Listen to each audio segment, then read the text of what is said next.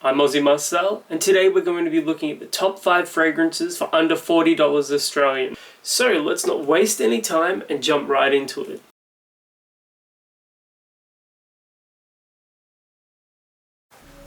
The first fragrance we're going to be looking at today is Pont. It's an absolutely classic fragrance for men, and you can get it for under $35 at Chemist Warehouse. I mean, you've probably smelled this one before. It is sickly sweet, and if you've got the skin chemistry that I do, it will last for over 12 hours on your skin.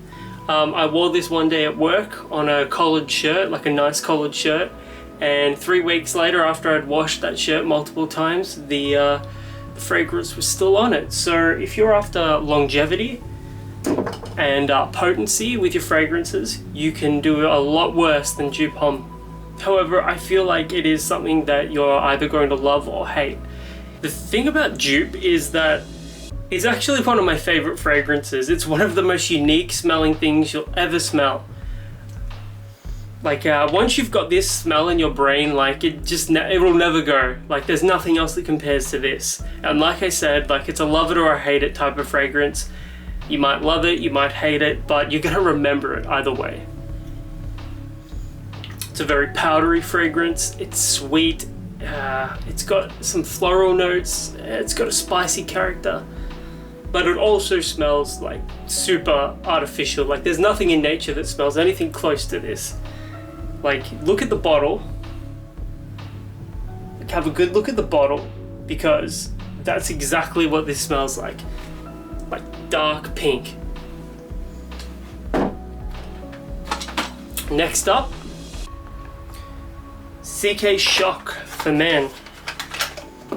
Throw the packaging on the ground again. Here's the bottle. CK Shock is a very tobacco forward fragrance. It smells oriental, it smells dark, it's super appropriate for the nighttime. It doesn't smell anything like Calvin Klein's other fragrances that are, that have that 80 to 90s quality to them. It doesn't smell nearly as dated. And I think this is a people pleaser. Atomizer is really impressive.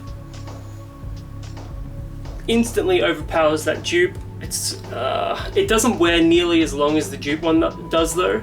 So if you're going to be wearing this, being a Calvin Klein fragrance, it's not going to last too long on your skin.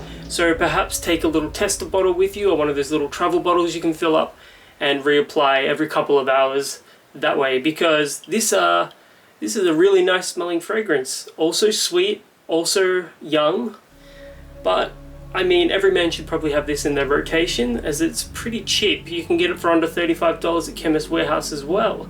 Priceline does sell it as well for about $40. I don't know if I've ever seen it there cheaper than that though, so just be mindful of that.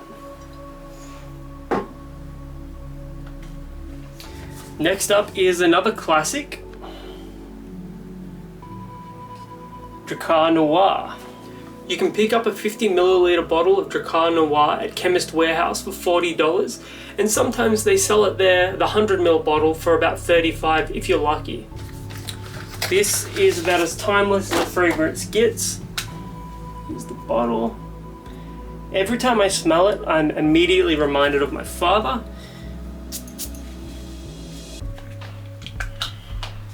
It's definitely lighter than the previous two. It's all seasons as well. Like you could wear this in winter, you could wear it in summer, you can wear it in spring and autumn. It's got a refreshing quality. It's got a bit of lavender in it as well. There's a slight effervescence to it, but it does definitely smell like it's from the 80s. It does not smell modern at all. I'm sure at some point Draka Noir was like a meme fragrance. I mean, it probably still is a meme fragrance to some community somewhere, but it's pretty decent and I highly recommend it. If you've got confidence, I think you can pull it off pretty nicely. Next up is Hugo Boss Orange Man. This is probably the most expensive fragrance on the list. You can find it for anywhere between $40 to $50, sometimes a little more expensive, However, I got it at Chemist Warehouse where they were selling it for about $35. It wasn't on clearance or anything. This is another sweeter smelling fragrance. It's got a really interesting bottle as well. It's sweet, it's citrusy, you know, it smells a little like oranges obviously, but it also has a really powerful vanilla note in it. This room is going to smell insane after this. Atomizer isn't as impressive as the others. I can barely smell it amidst all of the other fragrances I've sprayed so far, but I highly recommend it. It is an absolute compliment beast.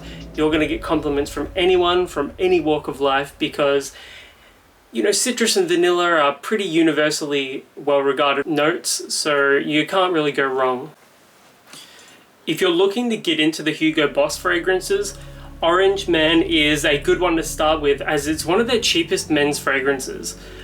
I mentioned that you could get it at Chemist Warehouse for $35. It does hover between $35 to $50, so that's why it's on this list. But if you're looking to get into Hugo Boss's fragrances, this is like probably the best place to start. And finally, we've got Silver Scent Intense.